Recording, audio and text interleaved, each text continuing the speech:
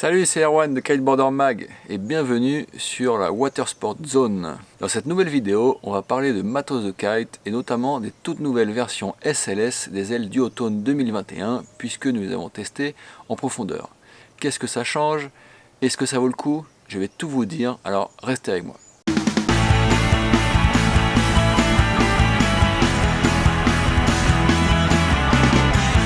Avant de commencer, je vous invite à prendre une seconde pour vous abonner à notre chaîne et activer les notifications pour être prévenu de nos prochaines vidéos. Ainsi, vous ne manquerez pas les tutos et conseils matos qui vont arriver dans les semaines à venir. Pour revenir au sujet qui nous intéresse, qu'est-ce que c'est que cette histoire d'ailes SLS? SLS pour Strong Light Superior, c'est une formule marketing de Duotone pour identifier leurs produits haut de gamme, ailes et planches. En ce qui concerne les ailes, les Neo et Evo sont donc désormais proposés dans une version SLS. Quelles sont leurs différences avec les versions classiques? Les kites SLS utilisent un nouveau tissu pour le bord d'attaque, la latte centrale et quelques renforts. Il s'agit du Penta TX, comme le nomme Duotone. Ce tissu, annoncé 5 fois plus résistant, 50% plus rigide à l'allongement, permet un gain de poids et une rigidité structurelle conséquent. La différence de poids mesurée est considérable, on parle de 400 grammes sur une 9 mètres Evo, soit environ 15% du poids total.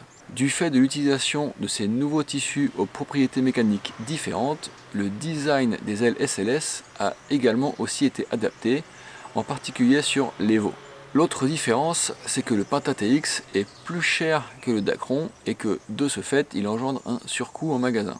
La 9 mètres Evo SLS nue affiche 1699 € pour 1439 € sur la version classique. On parle donc de 18% de différence.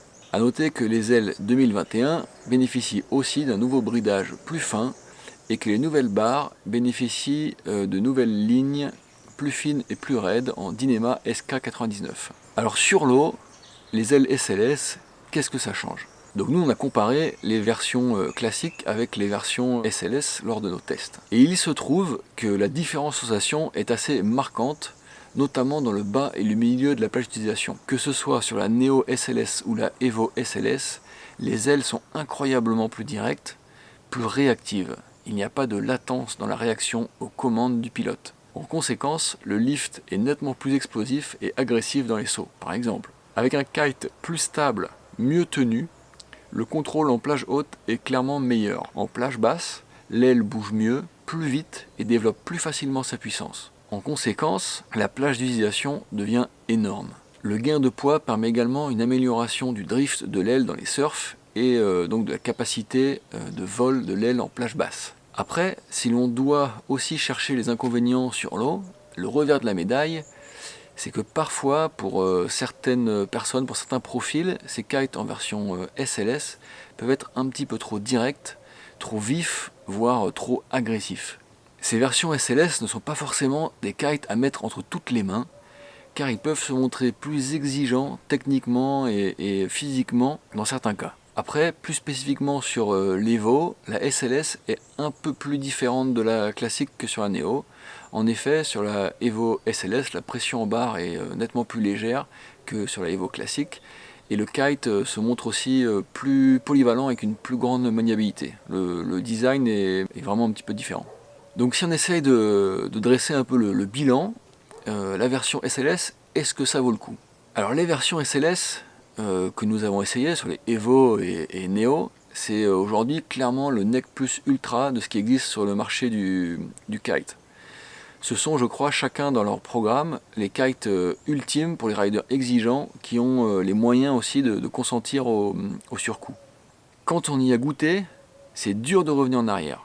La limite, c'est clairement de savoir si on veut ou on peut mettre la différence en termes de prix. Après, ces versions SLS transportent aussi leur part de rêve. On va pas se mentir, les Evo et les Neo classiques, ainsi que les Dice, Rebel et consorts, il y a quelques autres bons kites aussi sur le marché, sont aussi toujours d'excellents kites, avec parfois des comportements moins perturbants pour les non-initiés, ou tout simplement c'est aussi des kites plus tolérants. Un peu plus douces, les versions traditionnelles correspondront aussi sans doute mieux aux riders non experts ou occasionnels qui n'ont pas forcément ni envie ni besoin de casser la tirelire au niveau d'une SLS. La version SLS d'une de ces ailes ne vous fera pas sauter nécessairement à tous les coups 2 fois plus haut.